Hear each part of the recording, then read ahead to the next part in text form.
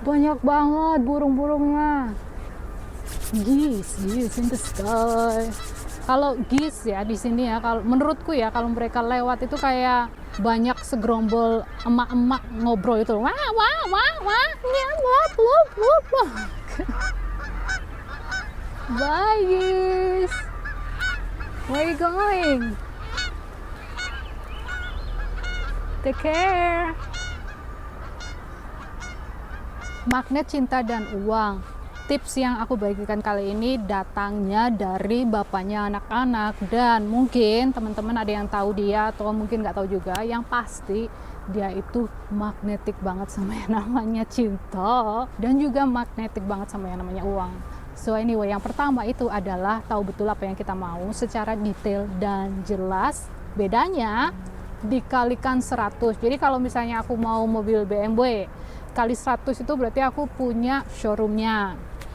Nah, hal ini juga kita lakukan ya. Waktu itu aku lagi seneng-senengnya sama natural skincare yang nggak pakai toxic kayak gitu ya. Pokoknya harus serba natural. Cuma waktu itu kan mahal. Yang aku mau itu kan Tata Harper, itu sekitar sekecil gitu ya, udah 3 jutaan. So anyway, akhirnya aku maunya banyak. Jadi kalau kita kalikan 100 atau kali 1000 kan sama aja punya skincare company kan. Alright, so jadi apapun yang dimau digelembungkan ya, dibesarkan, dimagnifying.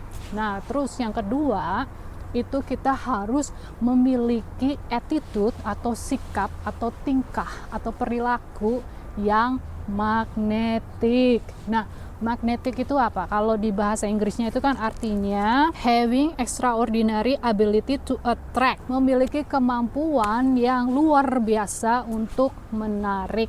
Nah, kemampuan luar biasa untuk menarik ini apa?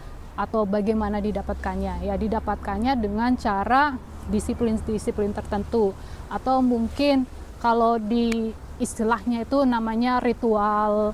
Ada juga yang bilangnya itu power hour, ada juga mungkin yang bilangnya formula. Pokoknya apapun itu kita harus memiliki sebuah rutinitas ya setiap harinya yang membentuk kita menjadi magnetik. Nah, aku akan menggunakan contoh Kyrie Irving. Dia adalah pemain basket atau hooper yang sedang naik daun saat ini, karena dia menyatakan bahwa my body is my choice. Ya, aku pro dia ya.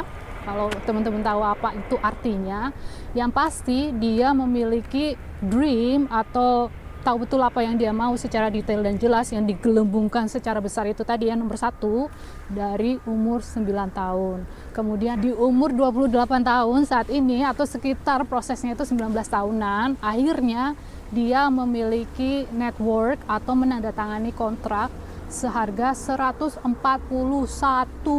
juta dolar. Banyak banget, tapi kerjanya dia itu sekitar 19 tahunan.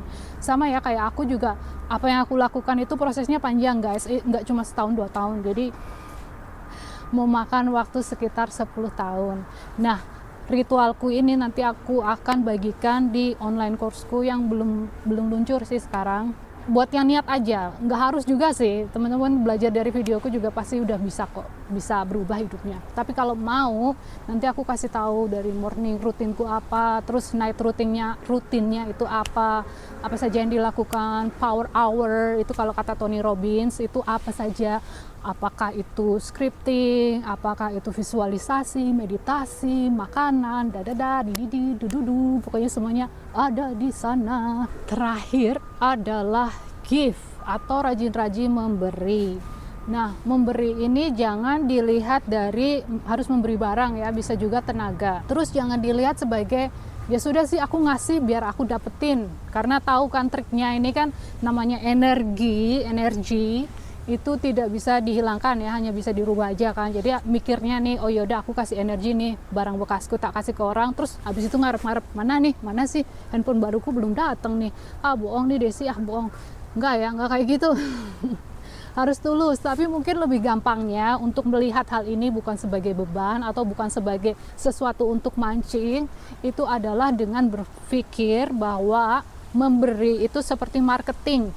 Jadi ibaratnya gini, aku pintar masak nih, masak roti nastar misalnya. Terus ketika aku bikin roti nastar, aku bagi-bagiin sama tetangga-tetangga aku sekitarnya. Nggak dapat duit kan, tapi mereka seneng dan mereka merasa bersyukur, mereka kasih aku doa, ya kan.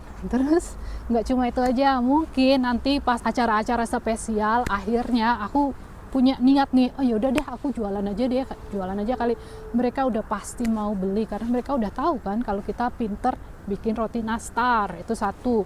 Atau mungkin kita membantu dalam hal yang lain. Aku dulu sering banget kayak gitu, ngebantuin MC karena MC-nya nggak datang pas acara pernikahan, atau mungkin ngebantuin apa saja lah, pokoknya aku iya aja. Kebanyakan orang kan kalau zaman dulu kita kerja ya, itu suka hitungan sama tenaga ya. Biasanya mereka bilang, ini kan bukan tugasku, kayak gitu. Aku kan nggak digaji untuk inilah, aku nggak mau triple lah kerjaannya, nggak mau ini, nggak mau kayak gitu. Nah kalau aku tuh iya aja. Mungkin kalau di coach lain dibilangnya keset kali ya. Mental keset, karena mau aja diinjak-injak.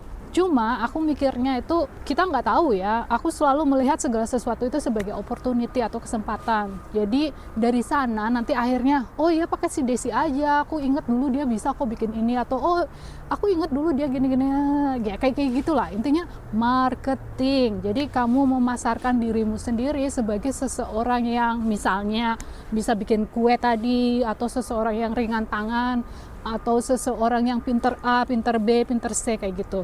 Thank you, I love you, and see you next video. Bye for now.